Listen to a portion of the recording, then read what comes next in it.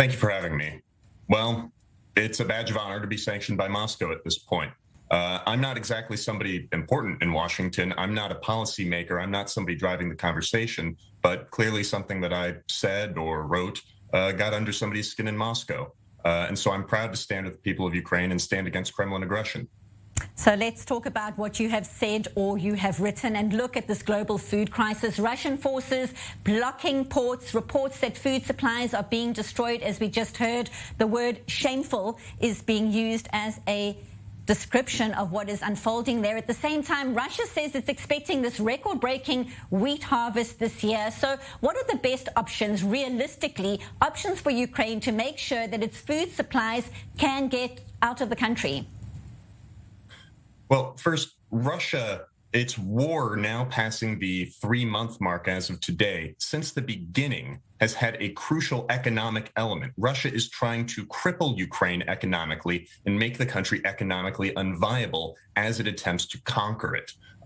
So this war has had a blockade of all of Ukraine's crucial seaports, especially Odesa. Ukraine is one of the largest wheat and grain suppliers to the world. For the UN World Food Program, Ukraine is the second largest supplier of wheat.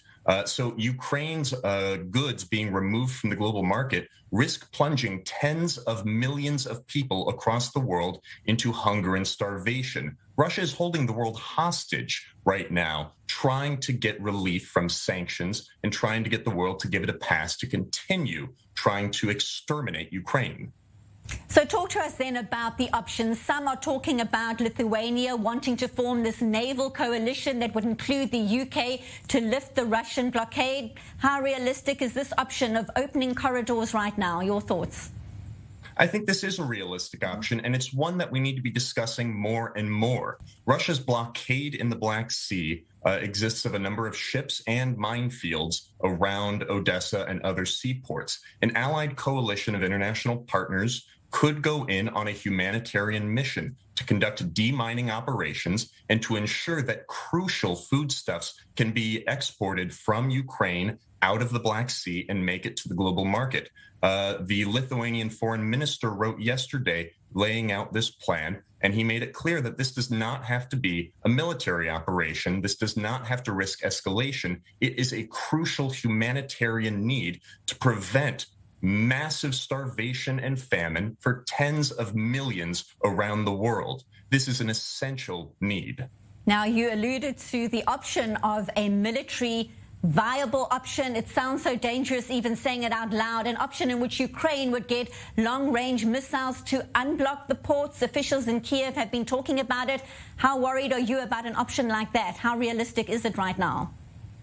Well, it's already starting to happen. Denmark has already pledged the delivery of Harpoon missiles, which will help Ukraine enforce its coastal defenses. It'll help Ukraine to protect these vital ports and to deter Russian ships from both landing and doing an amphibious invasion and from further harassing civilian and commercial vessels in the Black Sea, of which there are dozens that are currently trapped in the Black Sea because of Russia's war and blockade.